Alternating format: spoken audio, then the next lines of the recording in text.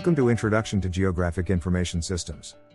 This, and the other learning resources in this course have been made possible by funding from the European Commission's Erasmus Plus program. We have discussed how one of the methods of obtaining data is to digitize old maps. This is something you can do with GIS, and it does not have to be just old maps. It can be new maps. It can be aerial or satellite images.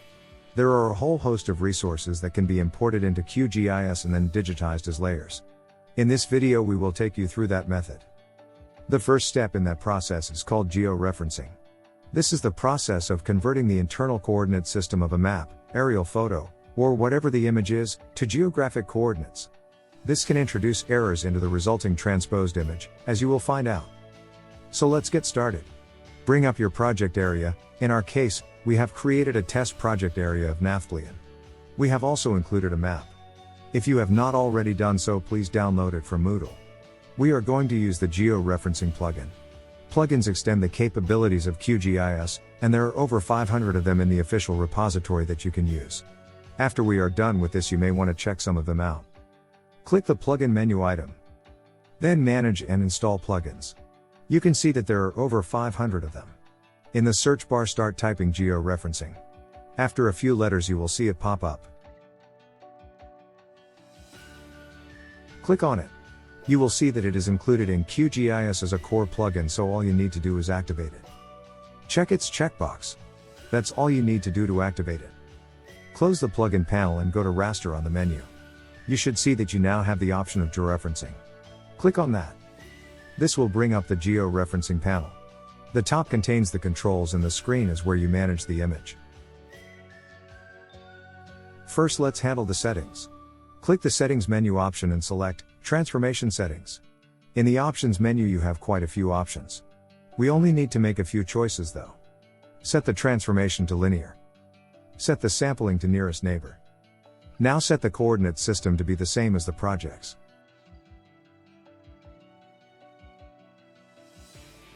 Set the name and location of the file we will produce.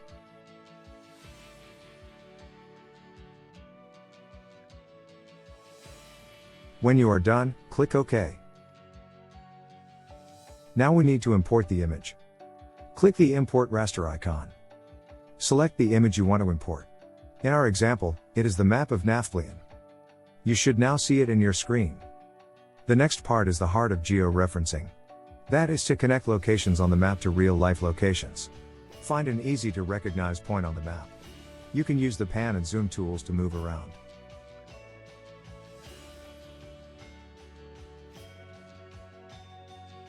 Select the Add Points icon, and then click that location.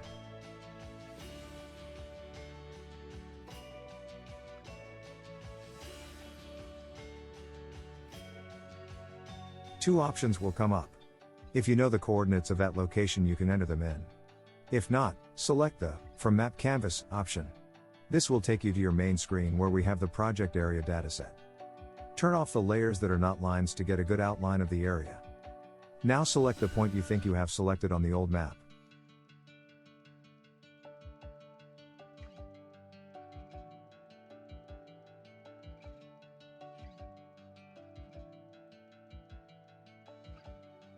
When you are done, click OK. You have now added a coordinate. Now repeat this step for other points. You need at least 4 points, but more is better.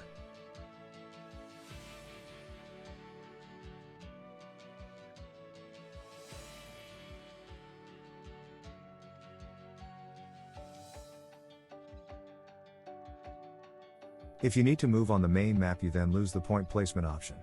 Move her to the right location, then bring up the geo-reference panel and select that point again. I'm going to fast forward through me doing this. You should find at least 5 or 6 points on your own if you are following along.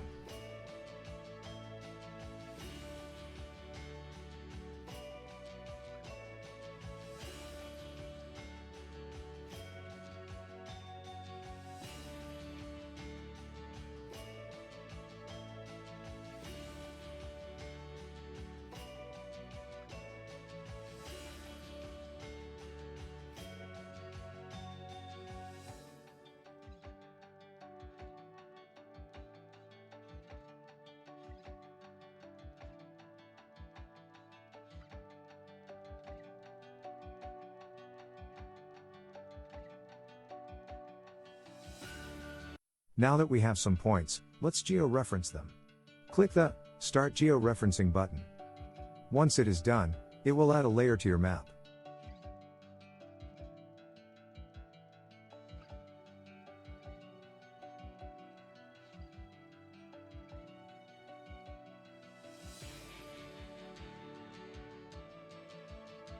We can see it aligns up in some places but not others. There are several reasons for that. 1. We don't know which map is accurate.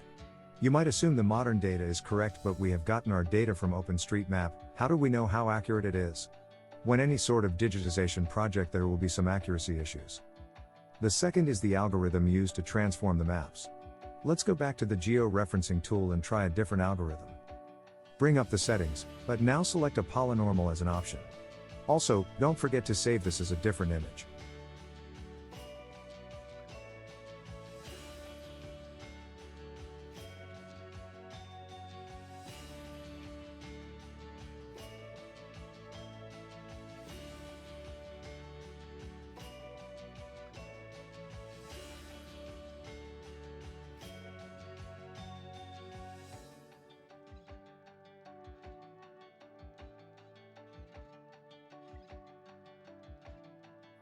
Now rerun the geo-referencing.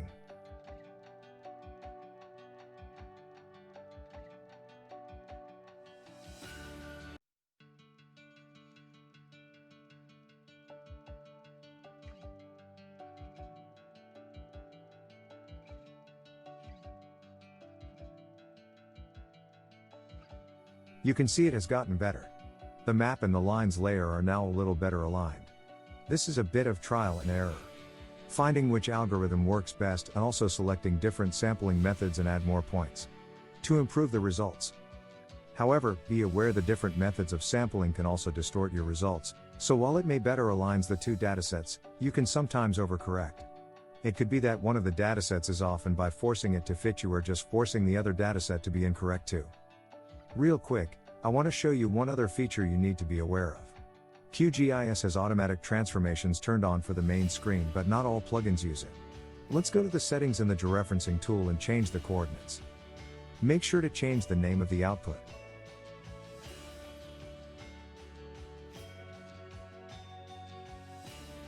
Now run it.